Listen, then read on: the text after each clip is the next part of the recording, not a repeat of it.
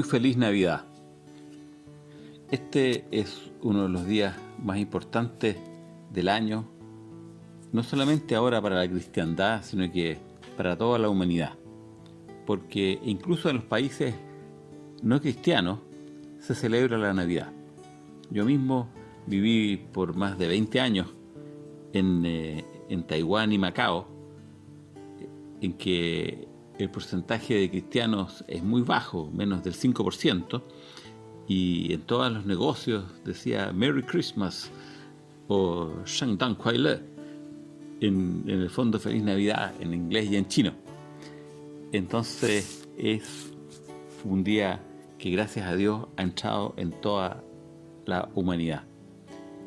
Es una linda historia, el nacimiento del niño Dios, del Hijo de Dios, pobre y humilde, en el portal de Belén.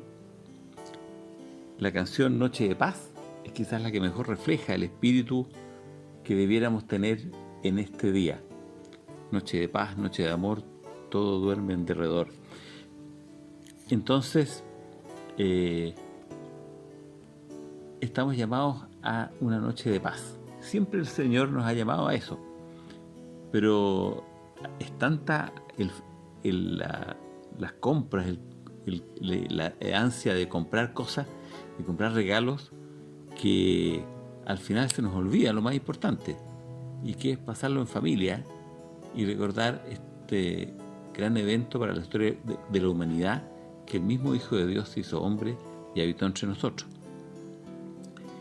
Yo mismo recuerdo en mis tiempos de joven ingeniero, antes de recibir mi vocación, que me gustaba comprar regalos entonces para mis hermanos, para mis padres, después para mis cuñadas y sobrinas, y al final era lindo, pero era tanto el estrés que cuando después me metí a cura y ya no tuve más plata y no tuve que hacer regalos, en realidad decía, qué rico no tener que comprar regalos. Entonces yo pienso, ¿es necesario comprar tantos regalos? ¿Es necesario estar con tanta gente? En algunas partes es como una fiesta.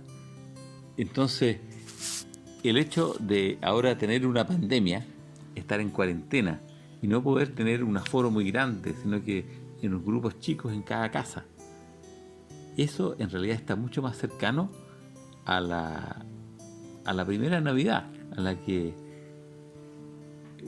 tuvo el nacimiento de Jesús, con María y José, y con muy poca gente más. Vinieron los pastores, es verdad, vinieron, pero estuvieron poco rato y después se fueron. Y estuvieron solitos, ellos tres. Entonces, eso es algo lindo. Entonces, celebrar la Navidad en un grupito chico de gente, incluso solo, es bonito, porque en el fondo nos ayuda a tener el silencio que necesitamos para contemplar este gran misterio que Dios se hizo hombre. Esta linda historia, ¿cómo nos afecta a nosotros? Hay una frase que dicen los ángeles a los pastores que para mi gusto nos da la clave. Los ángeles le dicen esto, dice: vengo a comunicarles una buena noticia que será motivo de mucha alegría para todo el pueblo. Hoy en la ciudad de David, es decir, en Belén, ha nacido para ustedes un Salvador, que es el Mesías y el Señor.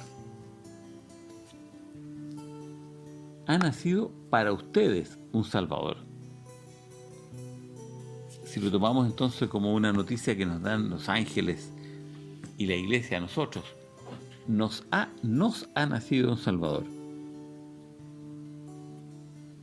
Es por eso que es una buena noticia para nosotros ahora. Y uno dice, ¿y de qué nos salva? En primer lugar, uno piensa, estos pastores cuando escuchan esto, les ha nacido un Salvador. Para ustedes ha nacido un Salvador. ¿Qué habrán pensado ellos? Bueno, como aquí el ángel dice, el Mesías, el Señor.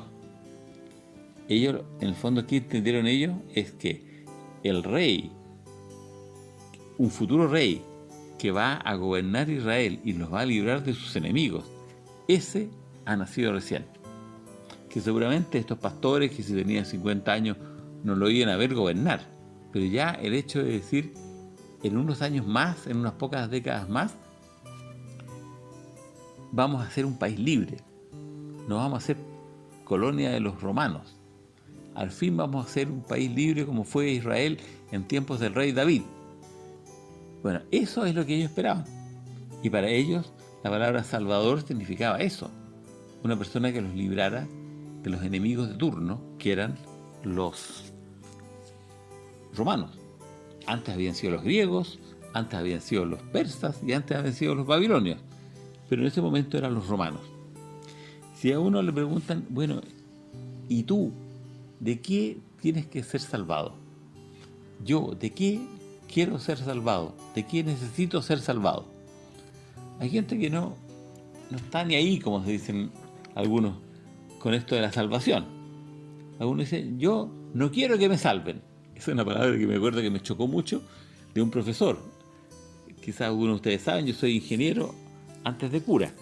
Entonces, un profesor de la Escuela de Ingeniería de la Chile, obviamente una universidad laica, en que nunca se rezaba al comenzar las clases, cosa que a mí me chocó mucho, porque estaba acostumbrado que en el colegio rezaban siempre los profesores antes de empezar la clase, y aquí nadie rezaba.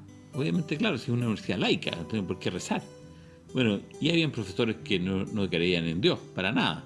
Entonces había uno que decía, esto de la salvación no me gusta para nada, no quiero que me salven, decía, no quiero que me salven.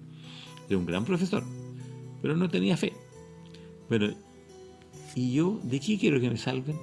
¿De qué necesito ser salvado? Y esa es la pregunta que les hago a todos ustedes. ¿De qué necesito ser salvado? Si uno ve la humanidad en este momento, uno dice la respuesta al tiro, del COVID-19, obviamente. Esa es la respuesta actual. Tenemos que ser salvados necesitamos ser salvados de este virus. Bueno, entonces, ¿cuál es la salvación? La vacuna. Entonces, tenemos que pedirle a Dios que la vacuna sea efectiva y que sea segura, que no tenga efectos secundarios y que realmente la gente que se vacuna no se enferme. Eso es lo que esperamos. Y ahora está mutando, bueno, ha estado siempre mutando este virus. La otra vez escuchaba que había tenido ya 10.000 mutaciones.